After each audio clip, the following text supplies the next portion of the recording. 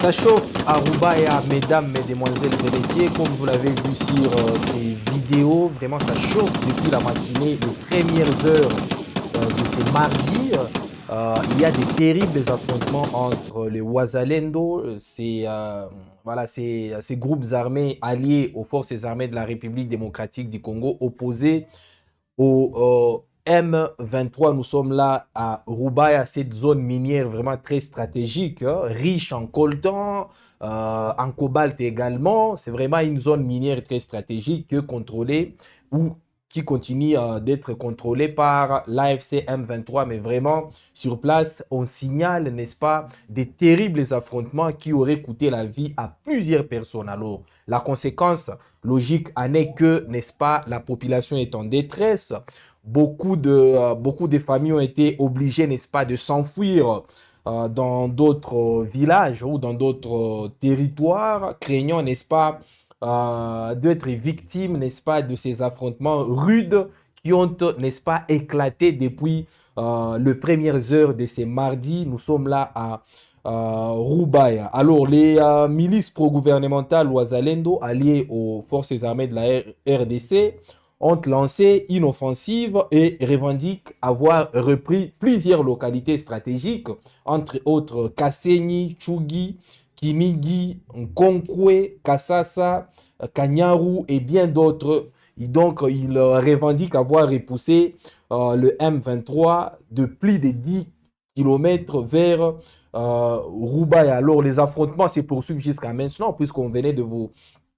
D'ailleurs, avec la complicité de Faustin Mouillot, on sera en train de vous balancer quelques illustrations pour que vous soyez, n'est-ce pas, au courant de ce qui se passe actuellement au niveau de Roubaix. Les affrontements se poursuivent, n'est-ce pas, dans des zones comme Kibabi, Katoi, Ufamandu et les axes comme Konkwe et Massissi. Alors, il nous est également indiqué que le Roubaix est quasiment encerclé par les Ouazalendo qui poursuivent, n'est-ce pas, les offensives sur les positions tenues par l'AFC M23. D'ailleurs, les Ouazalendo auraient revendiqué, n'est-ce pas, avoir neutralisé une cinquantaine de militaires de l'AFC M23. Alors, on n'en a pas encore de confirmations jusque-là. On est toujours en train, n'est-ce pas, de recouper les différentes informations pour, n'est-ce pas, essayer, en train de recouper bien évidemment différentes sources pour essayer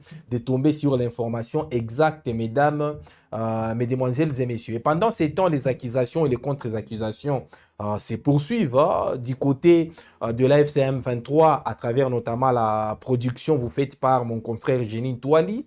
Dans la matinée de ce vendredi, vous avez, n'est-ce pas, appris la réaction de l'AFCM 23 via Laurence Kanyuka qui en est les porte-parole, mais également Bertrand Bissimois qui en est quasiment le numéro 2. Les deux personnages clés de ces mouvements politico-militaires ont, n'est-ce pas, dénoncé une nouvelle fois de plus les attaques par drone qu'ils imputent aux forces armées de la République démocratique du Congo.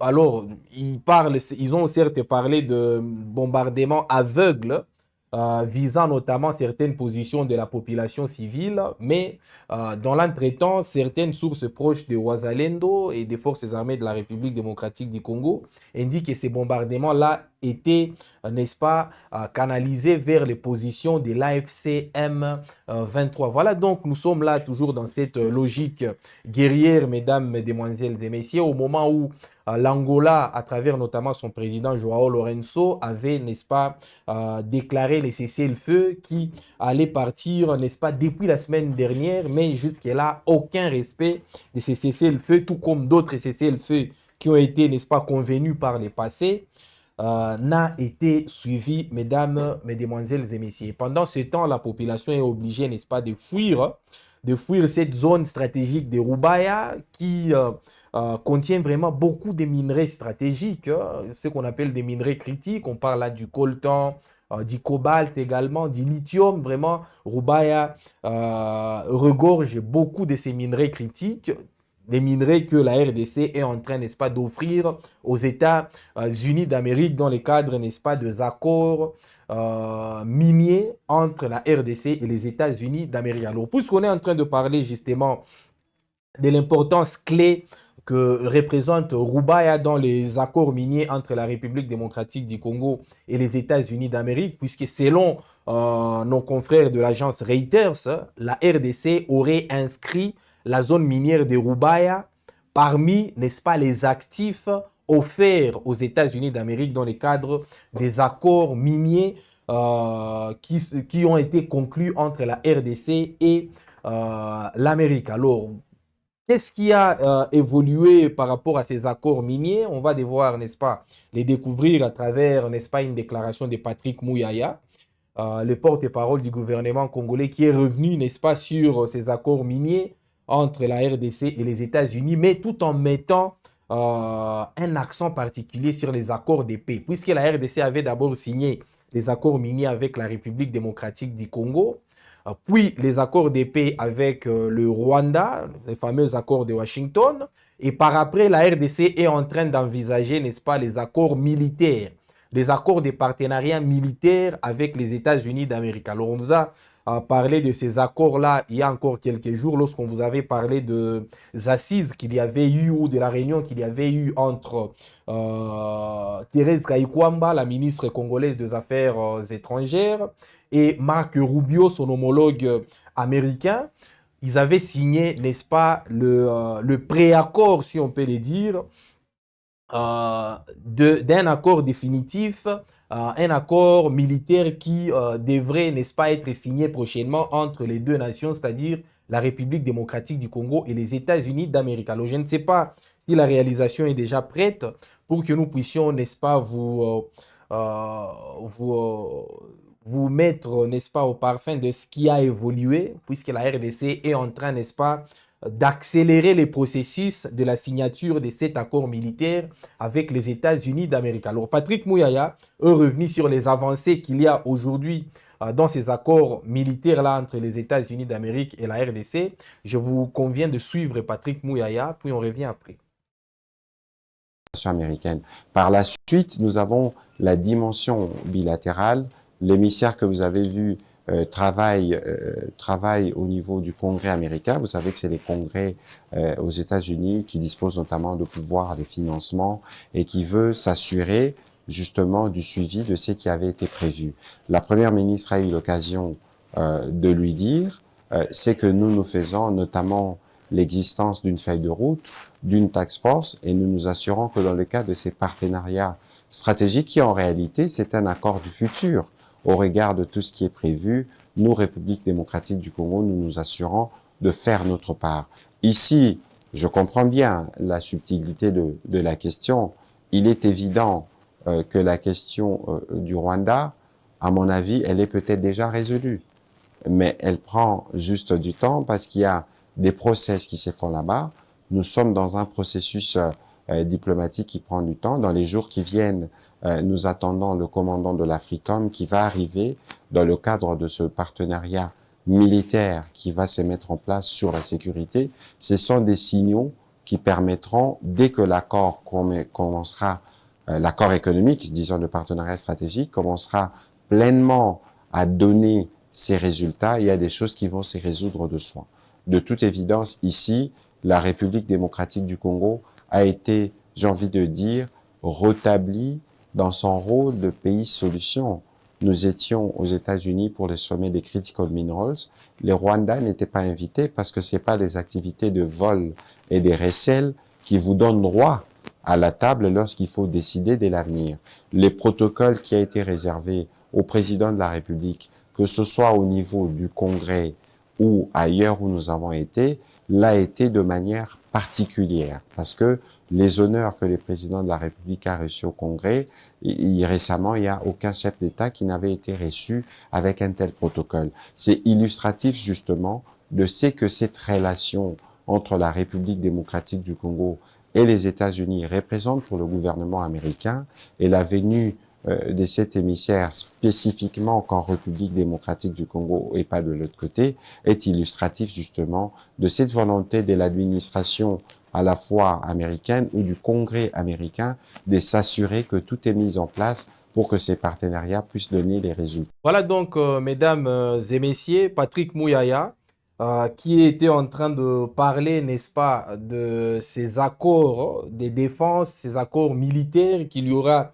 entre la RDC et les États-Unis d'Amérique, les accords dont les travaux préparatifs avaient déjà été signés, n'est-ce pas, avaient déjà été abordés par les deux ministres des Affaires étrangères, Thérèse Kayikwamba côté congolais et Marc Rubio côté américain. Et Patrick Mouyaya annonce qu'une task force sera mise en place, n'est-ce pas, pour accélérer les processus, n'est-ce pas, de la signature de ces partenariats militaires ou de cet accord de défense entre la République démocratique du Congo et les États-Unis d'Amérique. Alors, que contiendra exactement cet accord militaire, mesdames et messieurs? C'est très important que vous le sachiez. Il s'agira notamment de la formation des forces armées de la République démocratique du Congo par l'armée américaine. Donc, à travers cet accord ou du fait de cet accord, les États-Unis d'Amérique pourront, n'est-ce pas, disponibiliser à la RDC de formateurs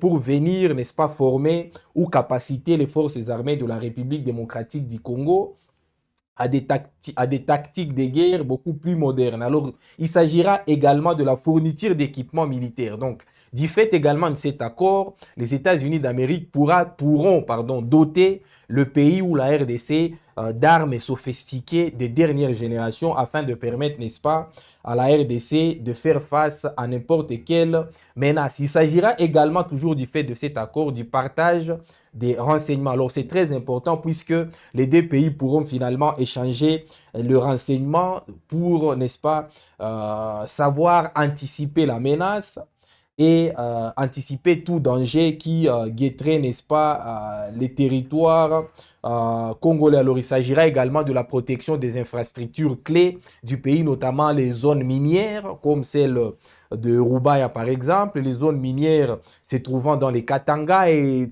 toutes les zones minières qui sont disséminées à travers les pays. Donc, toutes ces infrastructures-là seront, n'est-ce pas, protégées par, n'est-ce pas, la complicité entre les États-Unis d'Amérique et la République démocratique du Congo. Voilà donc pourquoi Patrick Mouyaya a déclaré que la RDC était en train, n'est-ce pas, d'accélérer les processus disons de la signature de cet accord militaire-là qui se veut être très, très, très important pour la République démocratique du Congo et pour sa survie, mesdames et messieurs. Alors, merci pour vous qui êtes toujours en train de nous suivre, pour vous qui êtes en train, n'est-ce pas, d'émettre vos différents points de vue.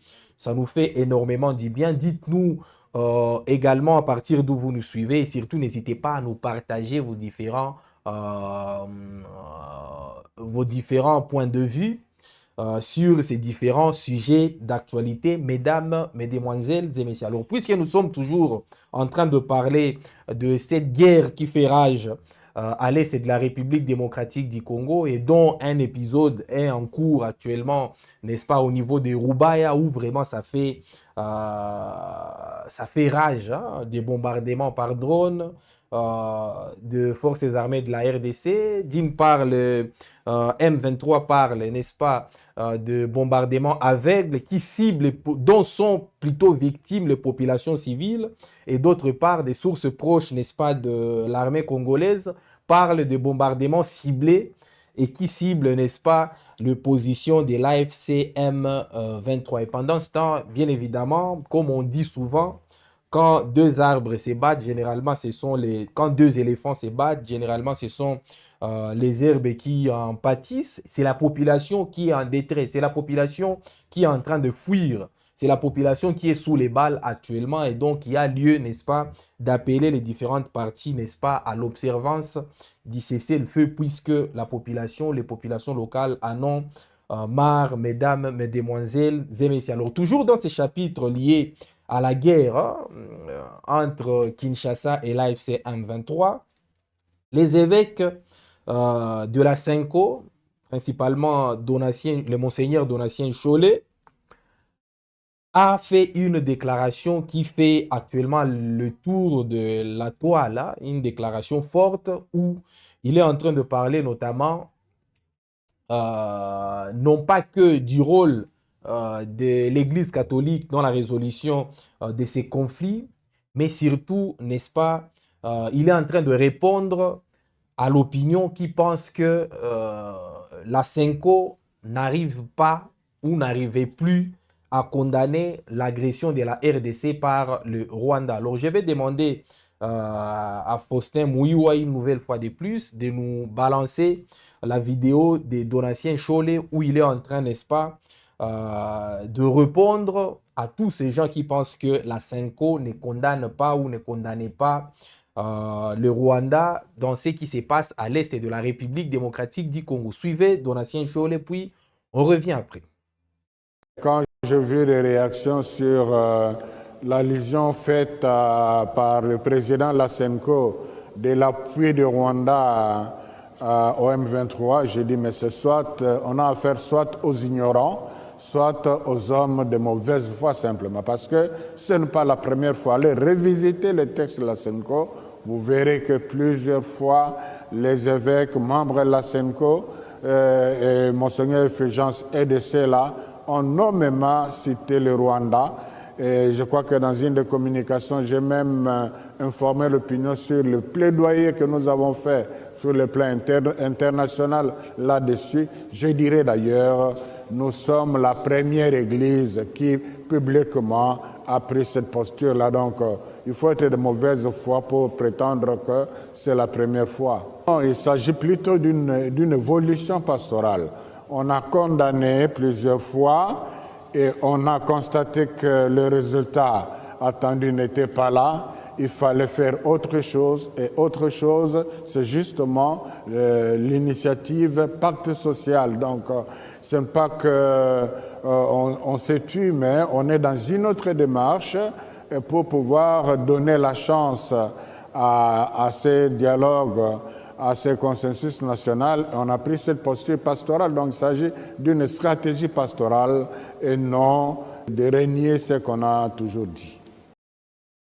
Nous faisons face soit à des ignorants, soit à des hommes de mauvaise foi, a répondu Donatien Cholet, à tous ces gens qui pensent que, ou qui disent tous les jours que la CENCO ne condamne pas, n'est-ce pas, le Rwanda dans ce qui se passe à l'est de la République démocratique du Congo. Donc, ce sont soit, selon Donatien Cholet, selon les propos de Monseigneur Donatien Cholet, ces gens-là qui pensent que la CENCO ne condamne pas le Rwanda sont soit des ignorants, soit des personnes de mauvaise foi, a-t-il donc répondu. Et d'ailleurs, il a développé en disant que la CENCO était la première, disons l'Église catholique était la première, n'est-ce pas, à condamner ouvertement le Rwanda, mais que actuellement, si l'Église catholique ou la CENCO ne le fait plus, c'est parce que il y a une sorte d'évolution pastorale.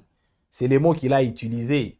Il y a une sorte, n'est-ce pas, l'Église catholique a compris que seules les condamnations ne suffisaient pas et que donc il fallait changer des fusils d'épaule, il fallait changer des stratégies à travers notamment la proposition du dialogue entre Congolais qui devrait, n'est-ce pas, mettre sur la même table les Congolais venant de partout, aussi bien de l'opposition armée que de l'opposition non armée. Voilà donc pourquoi l'Église catholique ne condamne plus ou a cessé de condamner le Rwanda. Monseigneur Donatien Cholet a dit que c'est du fait, n'est-ce pas, de l'inefficacité des condamnations. Les condamnations, les seules condamnations ne suffisent pas et que donc il fallait passer à autre chose. En l'occurrence, les dialogues afin, n'est-ce pas, de trouver une résolution au problème de la République démocratique du Congo. Voilà donc tous ceux qui se demandaient pourquoi l'Église catholique ou la CENCO ne condamnait pas autant les Rwandais, comme les font d'autres voilà, d'autres mouvances, qu'il s'agisse de mouvances de mouvances politiques ou de mouvances de la société civile, retenez que c'est parce que les condamnations n'ont pas suffi. c'est, n'est-ce pas, l'expression utilisée par Monseigneur Donatien Chole, c'est parce que les condamnations n'ont pas suffi que l'Église catholique a arrêté de condamner les Rwandais, mais plutôt a proposé une formule à même, n'est-ce pas, de sortir la RDC de la crise politico-sécuritaire dans laquelle elle se trouve, mesdames, mesdemoiselles et messieurs. Alors, je ne sais pas si ça apporte une réponse assez, n'est-ce pas, probante ou assez claire, hein, assez satisfaisante pour ceux qui se demandaient encore pourquoi l'Église catholique ne condamnait pas assez les Rwandais dans ce qui se passe en République démocratique du Congo. Mais nous, on tenait, n'est-ce pas, à vous, voilà, à vous partager cette réponse musclée de Monseigneur Donatien Chole, qui a traité par ailleurs tous ces gens qui disent que l'Église catholique ne condamne pas les Rwandais, des ignorants ou des gens, n'est-ce pas, dotés d'une mauvaise foi. Mesdames et messieurs, on est en train de finir ces numéros, mais avant de finir, il y a Jean-Marc Kabound qui continue, n'est-ce pas, de faire la une de journaux, aussi bien de télévision, de différentes radios internationales également. Et il était cette fois à la Radio France Internationale, la RFI, où, n'est-ce pas, il s'est confié à cœur ouvert. Il a notamment parlé des problèmes de la RDC, des problèmes de mauvaise gouvernance du régime Félix Tshisekedi. Il a également demandé, il a fait un appel, n'est-ce pas, patriotique au M23 et à Félix Tshisekedi, n'est-ce pas, de briser leur extrémisme pour finalement se mettre sur la même table afin de trouver une solution au problème congolais. Alors, je vais vous laisser suivre Jean-Marc Kabound à la Radio France Internationale où il a vraiment exploré quasiment tous les problèmes politiques de la RDC et il a tenté, n'est-ce pas, d'apporter une piste de solution. Suivez Jean-Marc Kabound, mesdames et messieurs. La solution du Congo proviendra des Congolais et entre Congolais. Parlons un peu du processus de Washington. Non, la question est simple. Comment le dialogue inclusif peut taire les armes? Mais je vais vous dire en quoi est-ce que tous ces processus-là ne sont pas crédibles. Si les États-Unis d'Amérique, première puissance militaire mondiale, arrivent justement à mettre autour de la table les protagonistes, le Qatar met en face les protagonistes, ils signent des accords. Mais finalement, ces accords ne sont pas respectés. Comment vous, avec quels moyens, avec quel levier, vous allez faire en sorte que ces dialogues puissent taire les armes? La question est simple. Je vous ai ramené dans l'histoire récente de notre pays. Et que les dialogues a une vertu de pouvoir mettre ensemble les acteurs politiques et les amener à signer un accord de paix, à signer un accord politique. Ce n'est pas nouveau. Nous n'inventons pas la roue parce que nous avons vécu cela. N'oubliez pas qu'il y a de cela quelques décennies, 2 décennies, le Congo était divisé en 4. Comment sommes-nous arrivés à réunifier le Congo? Parce que nous vivons la même situation. Nous avions une rébellion qui était soutenue par l'Ouganda, une rébellion qui était soutenue par le Rwanda, sans compter d'autres petites rébellions dissidentes de ces 2 grandes. Alors, comment sommes-nous arrivés à pacifier le pays, à engager un processus de transition et aller aux élections? Donc, nous croyons fermement en la capacité des Congolais de pouvoir se regarder droit dans les yeux et de dire que le Congo vaut plus que toute autre chose et de faire avancer le processus de paix. Nous croyons. Croyez-vous en la bonne foi des protagonistes, notamment de la FCM23, justement pour se retrouver dans ces... Non, nous ne croyons pas la bonne foi. Mais nous pensons que le dialogue aujourd'hui n'est pas une option, mais c'est un impératif pour sauver le Congo. L'M23 doit comprendre cela. Et je crois qu'ils ont même déjà compris qu'il n'y a pas d'autre voie de sortie des crises à part le dialogue inclusif. Pour terminer, le M23 voit notamment, la FCM23 voit notamment ses responsables être condamnés à mort. Vous avez également de l'autre côté l'opposition politique où vous avez Joseph Kabila qui est également condamné à mort. Vous avez Obé Minakou et Emmanuel Tchadari qui sont aujourd'hui en détention. On dialogue avec qui comment, dans quelles conditions? Voilà pourquoi nous avons fixé des lignes rouges. Ça, c'est notre cahier des charges à nous. Nous avons dit que pour nous, les lignes rouges sont le respect de la Constitution, le respect de notre intégrité territoriale et même de la souveraineté nationale. Mais en sus, nous proposons aussi des préalables. Nous disons qu'il y a des préalables qu'il faut mettre sur pied avant ces dialogues. Et la balle est dans le camp du président de la République. Parce qu'aujourd'hui, vous avez un pays où l'espace public est totalement confisqué. Vous avez les opposants politiques ont un choix entre la prison et l'exil. Plusieurs sont en exil, d'autres actuellement sont en prison. Et ceux qui sont en liberté ne le sont qu'en sursis. Ils sont en liberté par sursis.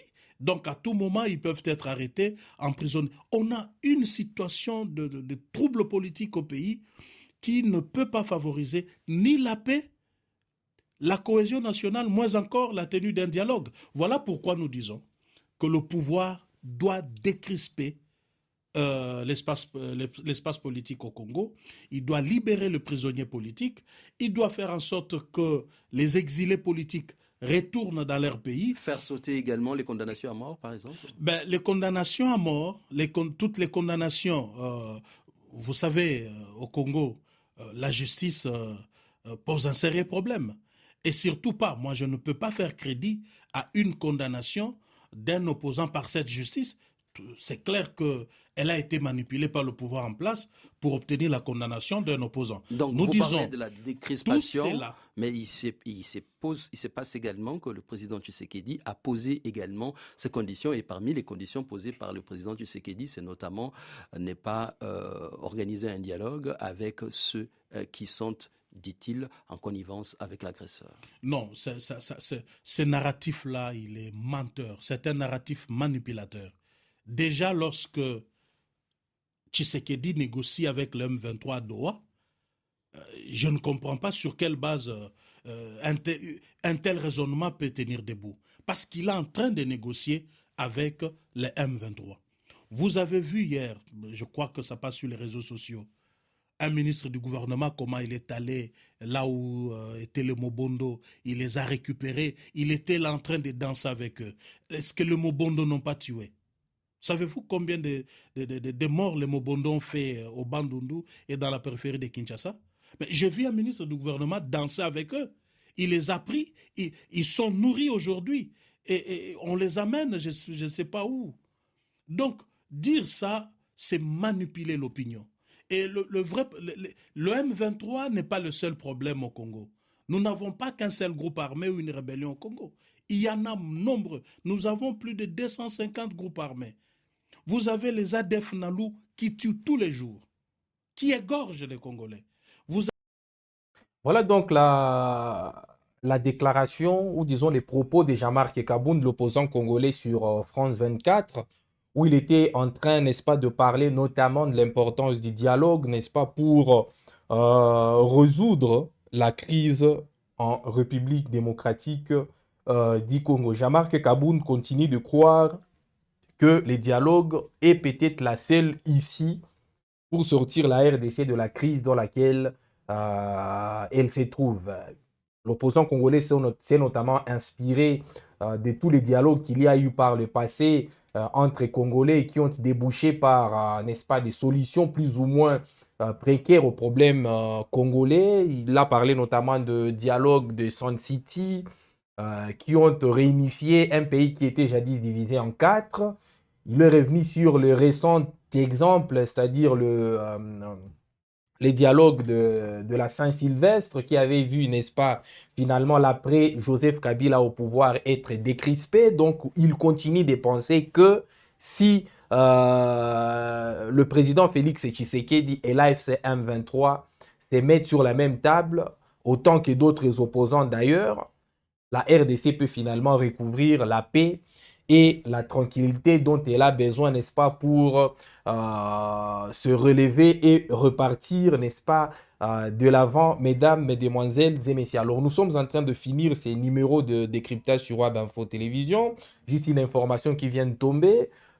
Il y aura une nouvelle rencontre entre Félix Tshisekedi et Emmanuel Macron. Ça se passera, n'est-ce pas, le mercredi à l'Élysée. Nous sommes là à Paris. Félix Tshisekedi qui a fait le déplacement de la Belgique. Certaines sources disent que c'était un déplacement médical, mais qu'il va devoir rencontrer Emmanuel Macron, le président de la France, n'est-ce pas, pour d'autres entretiens, notamment ceux liés à la situation sécuritaire à l'est de la RDC, mais également les prochaines élections à l'OIF, à l'Organisation internationale de la francophonie, mais aussi la réouverture de l'aéroport de Goma. Donc tous ces sujets, toutes ces questions d'actualité seront abordées par les deux hommes avec l'espoir, n'est-ce pas, de trouver une issue à tous ces problèmes que connaît la République démocratique du Congo. Mesdames et messieurs, merci de nous avoir suivis. Merci de continuer à prêter attention à Web Info Télévision et surtout à faire confiance à cette chaîne d'information en République démocratique du Congo, notamment sur des questions liées à la situation sécuritaire au niveau des fronts, où jusqu'à maintenant, à l'heure où on est en train de vous parler, nos sources nous indiquent qu'il y a toujours des crépitements de balles, il y a toujours des déplacements massifs de la population. Là, nous sommes à Rubaya et donc on vous reviendra pour d'amples précisions supplémentaires, mesdames et messieurs. Alors, Faustin Mouillou a été à la réalisation, Thomas Zawadi à la supervision, j'ai Gaëtan Kombi à la présentation. Je vous donne rendez-vous pour d'autres productions sur Web Info Télévision.